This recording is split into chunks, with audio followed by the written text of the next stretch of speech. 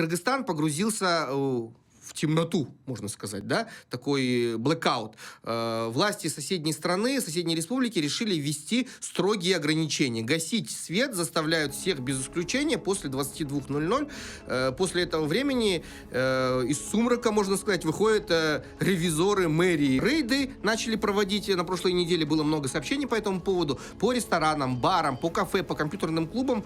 И кыргызстанцы начали возмущаться. Пишут, что действия властей двух городов, это Ош и Бишкек, доходят иногда до маразма. Ну, сами чиновники уверяют, что пока только ограничиваются предупреждениями, веерных отключений нет, никого очень строго не наказывают, но, тем не менее, рейды проводятся. В сети другая информация. Кыргызстанцы пишут, что в городах на самом деле нет и освещения на трассах, и в скверах, и парках темно, и люди не могут посетить аптеки, ну и даже в собственных домах мерзнут, потому что там и обогреватели не работают, и газовые печки, может быть. Да, вот сам президент Садыр Жапаров, видимо, решил сыграть в доброго полицейского. В общем, он осудил жесткие меры от администрации Бишкека и Аша и призвал не кошмарить малый и средний бизнес, а экономить электроэнергию призвал без ажиотажа среди населения. Но ажиотаж как бы уже случился.